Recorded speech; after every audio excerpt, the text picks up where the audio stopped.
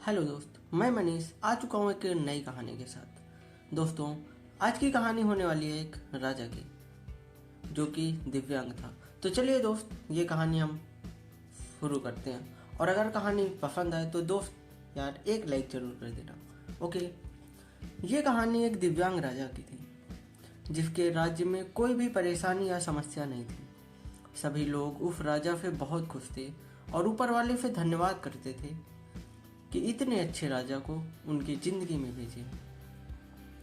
वह राजा दिव्यांग था, उसकी एक आंख नहीं थी और एक पैर भी नहीं था, लेकिन फिर भी राजा को इस बात का कोई भी अफसोस नहीं था।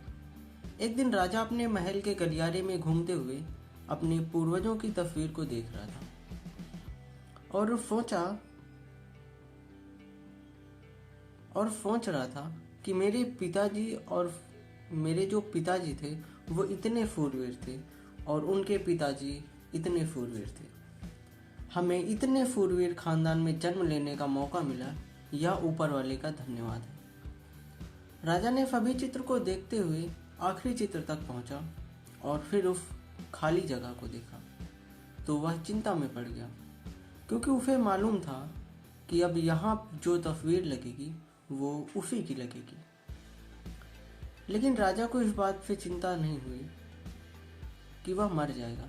चिंता बस इस बात की थी कि वहाँ पे जो पेंटिंग लगेगी वो कैसी लगेगी। राजा का एक आंख और एक पैर न होने की वजह से चिंता में पड़ गया था और सोचने लगा कि इस गलियारे में इतनी शानदार पेंटिंग लगी है, लेकिन मेरी एक आंख और एक पैर न होने की वजह से मेरी ही तस्वीर सबसे खराब लगेगी और सबसे भद्दी दिखेगी। राजा ने सोचा कि मेरे मरने के बाद पता नहीं कैसी पेंटिंग बनेगी और क्यों ना मैं इसे अपने जीते जी एक शानदार पेंटिंग बनवाऊं, ताकि मुझे ये तो सुकून मिल जाएगा कि मेरी यहाँ अच्छी पेंटिंग लगेगी। अब उस राज्य में ऐलान करवा दिया गया और सभी पेंटर्स को बुलाया गया और कहा गया कि जो भी पेंटर राजा की शानदार पेंटिंग बनाएगा उसे शानदार इनाम मिलेगा।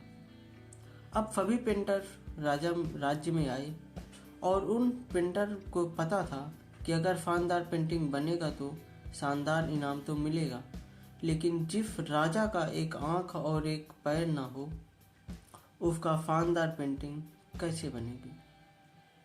पेंटर्स ये सोच रहे थे कि इनाम का तो पता नहीं, लेकिन अगर शानदार पेंटिंग ना बनी और राजा गुस्सा हो गया तो सजा जरूर मिलेगी।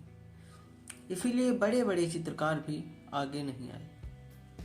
तभी उसमें से एक लड़का बोला, राजा साहब, मैं आपकी पेंटिंग बनाना चाहता हूँ, मुझे 24 घंटे का वक्त दीजिए। अब सभी बड़े बड़े पेंटर हैरान हो गए कि ये लड़का क्या पेंटिंग बनाएगा, और अगर राजा को पेंटिंग पसंद नहीं आई तो इसे सजा जरूर मिलेगी। राजा बोला, ठीक है, आप बना कर लाइए। अगले दिन वह लड़का तस्वीर बनाकर लाने वाला था और दरबार पूरी तरह से भर चुका था। लोग दूर दूर से ये देखने के लिए आए थे कि वह लड़का कैसी पेंटिंग बना कर लाएगा। अब लड़का जब उस राजा की पेंटिंग बना कर लाया तो लोग आश्चर्यचकित रह गए। सब लोग जोर जोर से तालियां बजाने लगे, सीटी बजाने लगे, और जब राजा ने उस पेंटिंग को देखा तो वह खुश हो गया और बोला कि वाह, इससे अच्छी पेंटिंग तो इस पूरे गलियारे में है ही नहीं। राजा ने उस लड़के को बहुत सारा इनाम दिया। अब आप सोच रहे होंगे कि उस राजा की क्या ही पेंटिंग बनी होगी, जिसकी एक आंख नहीं है और एक पैर नहीं है। कैसा पेंटिंग बना होगा। उस तस्वीर में लड़के ने उस राजा एक घोड़े पर सवार किया था।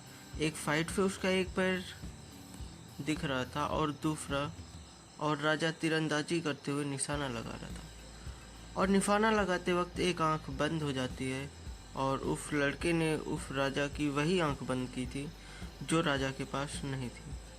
इस तरह से उस लड़के ने राजा को निशाना लगाते हुए घोड़े के ऊपर सवार दिखाया, जिसे एक आंख बंद और एक ही पैर दिखाया, और इतना शानदार पेंटिंग बनाया था कि वह अब तक की सबसे सर्वश्रेष्ठ पेंटिंग थी।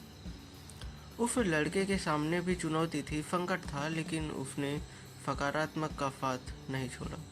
जिंदगी में आप भी मुकाम पर हों जिस भी मुकाम पर हो, जिस भी संकट में फंस जाएं, जिस भी स्थिति में हो, अगर आपने सकारात्मक का साथ कभी नहीं छोड़ा तो यकीन मानिए आप उस संकट से बाहर निकल आएंगे। जिंदगी में उम्मीद का साथ मत छोड़िए, क्योंकि जिसने उम्मीद का साथ छोड़ दिया तो फिर जिंदगी उसका साथ छोड़ देती है। हर पल सकारात्मक रहिए, खुश रहिए और ऊपर वाले के आशीर्वाद के साथ और अपनों के प्यार के साथ अपनी अच्छी और सच्ची मेहनत के साथ कर दिखाओ कुछ ऐसा दुनिया करना चाहे आपके जैसा। दोस्तों, अगर आपने इस स्टोरी को यहाँ तक सुना है तो मुझे लगता है आप ज़िंदगी में कुछ करना चाहते हो, कुछ पाना चाहते हो, इस दुनिया से हट के कुछ अलग करना चाहते हो। दोस्त, अगर आपने इस कहानी से कुछ थोड़ा भी सीखा हो तो यार इस कहानी को एक लाइक ज़रूर कर देना और इसे अपने दोस्तों के साथ शेयर ज़रूर करना।